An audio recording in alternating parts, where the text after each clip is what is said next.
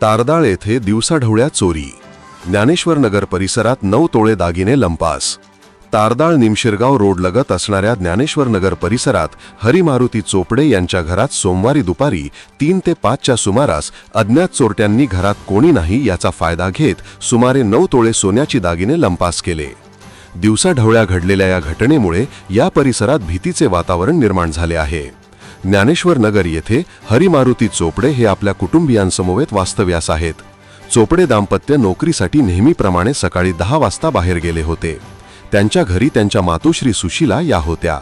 दरम्यान दुपारी 3 च्या सुमारास सुशीला या कामानिमित्त घराला कुलूप लावून बाहेर गेले असता घरात कोणी नाही याचा फायदा घेत अज्ञात चोरट्यांनी दिवसाढवळ्या घराच्या दरवाजाचे कुलूप उचकटून घरामध्ये प्रवेश केला व तिजोरीतील 3.5 तोळ्याचे सोन्याचे गंठण, नेकलेस 1.5 तोळे, अंगठी 1 तोळे, गळ्यातील चेन 2 तोळे, कानातील वेल व झुबे 1 तोळे असे अंदाजे 9 तोळ्याचे सोन्याचे दागिने लंपास केले। सदरची घटना 4 च्या सुमारास उघडकीस आली।